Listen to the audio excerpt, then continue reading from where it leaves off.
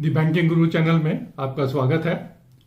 आज हम अपनी इस वीडियो में बंधन बैंक के जून 22 क्वार्टर के जो रिजल्ट्स आज रिलीज हुए हैं वो डिस्कस करेंगे। At the outside I can say results किसी भी हालत में अच्छे नहीं हैं। डिटेल में बंधन बैंक के रिजल्ट्स एनालाइज करने से पहले एक बैंक निफ्टी पे एक ओपिनियन देना चाहूंगा। This time I am not very bullish on Bank Nifty for next 2-3 months, at least up to 15th August.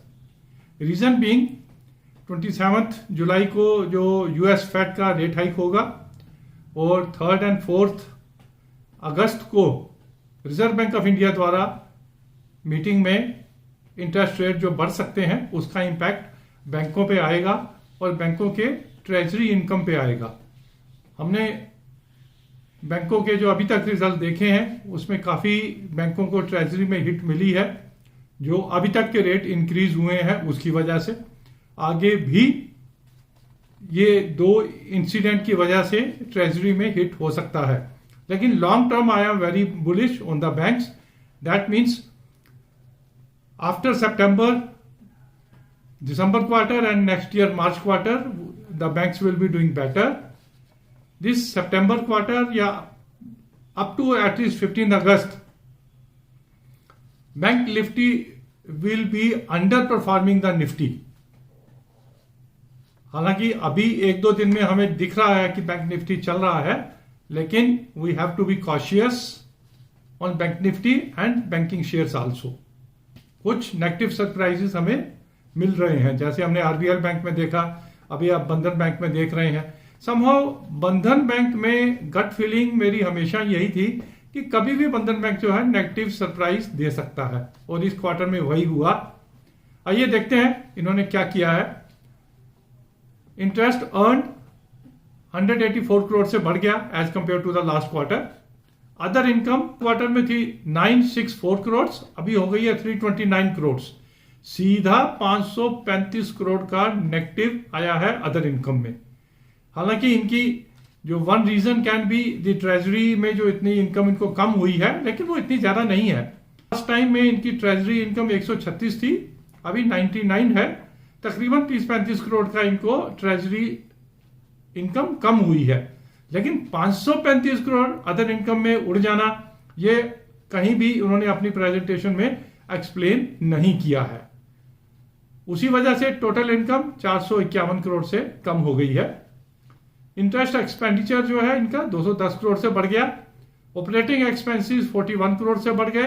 Total expenditure 250 crore से बढ़ गया।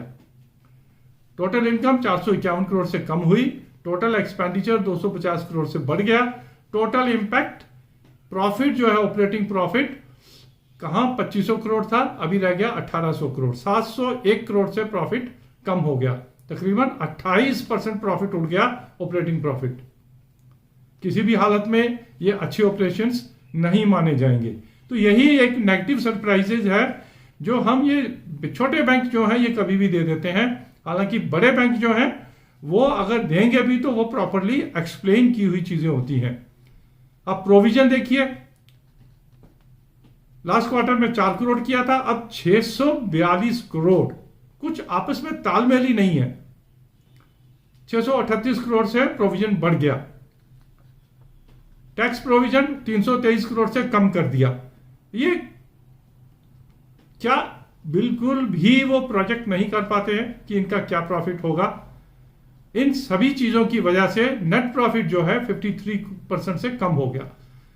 1902 करोड़ लास्ट क्वार्टर में था, 886 करोड़ इस बार ही हो गया। सीधा 1900 से 800, 53% का नेट प्रॉफिट कम हो गया। प्रोविजन बढ़ गए, अदर इनकम कम हो गई। ये तो था इनका ऑपरेशंस। अब एसेट क्वालिटी में भी इनका बड़ा अच्छा परफॉर्मेंस नहीं है। एनपीए इनके 587 करोड़ से बढ़ गए। ग्रॉस एनपीए परसेंटेज वाइज 6.46 से 7.25 हो गया। नेट एनपीए 185 करोड़ से बढ़ गए, 1.66% से 1.92% हो गया। एनपीए लेवल पे भी not a good performance. Operations में भी not a good performance, provision and taxation अपनी मर्जी से कभी कम कभी ज्यादा, तो ये कोई अच्छे बैंक की, प्रूडेंट बैंक की निशानियां नहीं है। आइए बाकी फिगर्स भी देखते हैं। इनके टोटल डिपॉजिट्स कम हुए हैं, टोटल एडवांसेस कम हुए हैं, CASA has improved from 41.6% to 43%. That is one good sign. PCR has improved from 61% to 74.9%. That is a good sign. NIM has gone down 8.7% से 8%. Net interest margin. Non interest income, net interest income 1% से कम हो गई, non interest income 65% से कम हो गई वो अदर इनकम की वजह से, तो टोटल इनकम 18% से कम हो गई। Collection efficiency is good 98%। Their yield on advances has gone down 13.7% से 12.9% हो गया।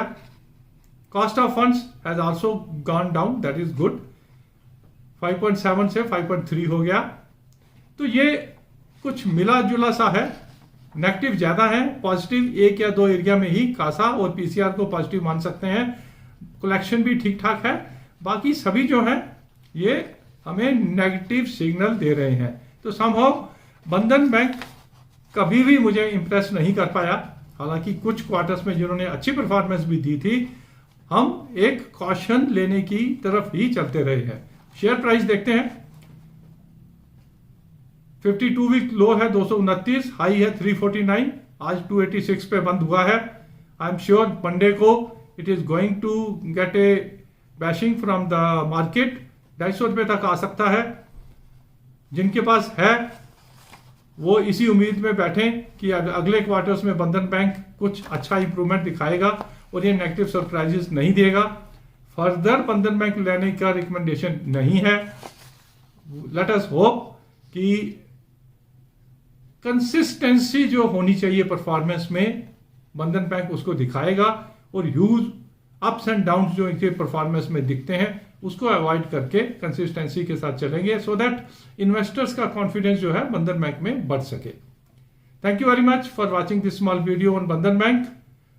Please subscribe to our channel so that in future also we can bring some good and quick analysis for you on banking and finance related topics. Thank you.